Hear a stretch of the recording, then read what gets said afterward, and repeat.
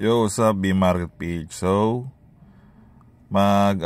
tutorial tayo for new user ng CLT SNG.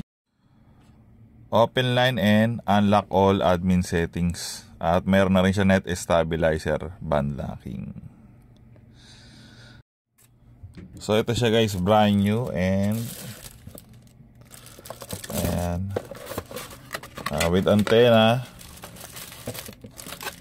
At ito free cable na guys, for power bank to modem. So kahit brown out, pwede kayo mag wifi kahit brown out.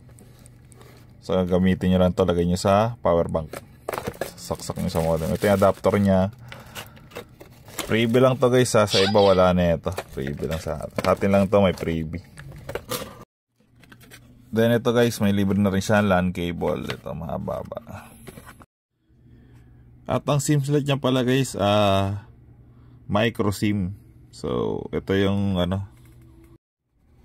sample ng mga SIM guys. Ito yung nasa cellphone, nano SIM.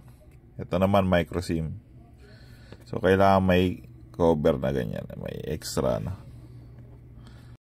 So ganyan yan. Yung may extra na frame kung gagamitin nyo yung SIM card nyo na nasa cellphone. Then ganito ang paglagay ng SIM, kanyang patulak. So ayan, nakapasok na siya guys.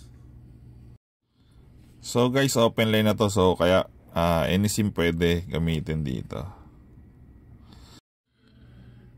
Itong SIM card pala na ilalagay natin guys sa CLT SNG, may only data siya sa Asterisk 123.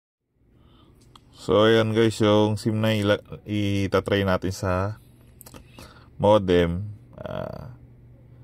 Ito pwede siya loadan ng only data 7 days at only data 30 days. So ayan, napakamura lang ng promo dito. Mabibili rin pala to guys sa natin, sa store natin, B-Market page.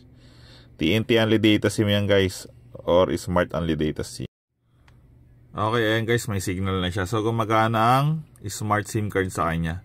Then mag-connect tayo dito sa Wi-Fi guys. Ang password ng modem guys, ito yung WLAN key. Ayan, nakikita niya ang WLAN key.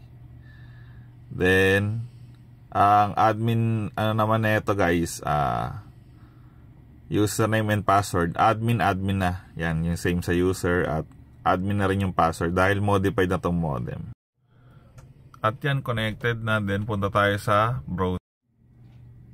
Then yan, type nyo yan, then search. So ito yung lalabas guys, yan.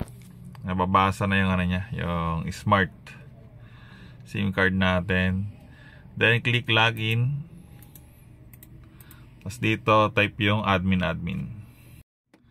Then guys, ito lalabas sa IMEI changer. Pwede, kung gagamitan nyo ng Rocket SIM, ang gagamitin yung IMEI, yung galing sa cellphone nyo or galing sa packet wifi ng smart. Kung Rocket SIM smart Rocket SIM kasi yun so dapat ganun. Kung PAM SIM naman, ang lalagay nyo IMEI dito yung smart modem IMEI. Ito example lang to guys, modem IMEI na to. Then after nyo, click nyo tong change IMEI. After nyo maglagay ng IMEI dito, then click change IMEI. Tapos makikita nyo rin dito status ng IMEI na valid siya, so pwede siya. Then after click ng change IMEI, confirm yan, click nyo okay. Then wait nyo lang, magre-reset yung modem nyo guys. Ayan, magre-reset siya. Then pag napag-change IMEI na kayo guys, may kita nyo dito sa IMEI. Ayan. So iba na yung IMEI nya guys. Ayan. So kung PAM SIM ang gagamitin nyo, pwede na siya, yung smart PAM SIM. Nabibili rin sa amin yung guys, yung smart PAM SIM. Then yung Rocket SIM, nabibili rin sa atin. Yung Smart Bro SIM, nabibili rin sa atin yung guys. Ayan. So kung Rocket SIM naman, kailangan yung IMEI na gagamitin nyo, kagaya nga na sinabi ko, yung galing sa cellphone or packet wifi IME. Ito kasi ginamit ko guys for ano to, galing tong modem. So example lang to. So huwag nyo rin to guys gagamitin dahil ano to, kailangan unique IME. So pwede rin kayo bumili sa amin ng IME para hindi masira yung modem. Kasi kung maraming IME ang gagamitin nyo pare-parehas, pwedeng masira ang modem. So ang band settings naman guys, ito band locking. Click nyo lang. Then ito may available siyang power band. So pwede nyo i-check yan. Kunyari sa area nyo malakas isang band lang. So ayan lang i-check nyo. Yan. Then apply. Para dito lang siya naka-stable lang siya sa band 3. Sa area kasi namin band 3 ang malakas eh. So kung hindi nyo naman alam guys kung ano malakas sa area nyo, pwede nyo siya isa-isahin. Yan band 3 then speed test kayo. Apply muna then speed test. After mag-restart ng modem, speed test kayo. Then kung nababagalan kayo, lipat kayo sa band 28. Then click ulit yung apply, then speed test. Ganon. At ito pa guys yung ibang tag dito, ibang hidden settings ng CLT S10G. So yan, na-unlock na lahat. So access control, yan, mayroon pa. Yan, pwede ka mag-block ng dito, naka-connect ganyan. Then ito pa pala guys, ang dito, the best dito na signal yung SINR. So ito guys, SINR. So mataas, excellent. Dapat mataas yung yung SINR na yan. At excellent siya.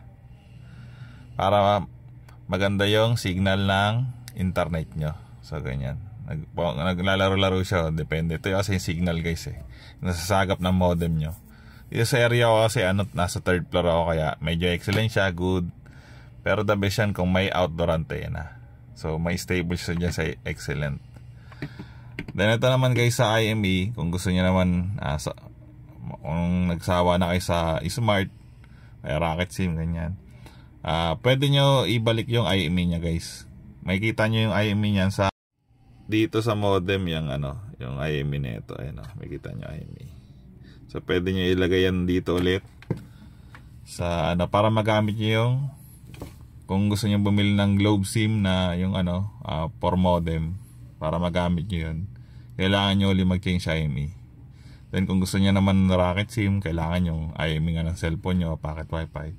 Kung modem naman, dapat yung smart modem, IME naman. So sa mga gusto bumili ng modem natin, open line, pwede ka pumunta dito sa store natin, B-Market PH. Yan. May only data SIM rin tayo, TNT, Smart. At meron din tayong PAM SIM, Smart Bro SIM. Yan. Ito guys, yan, mga modem natin, open line modems.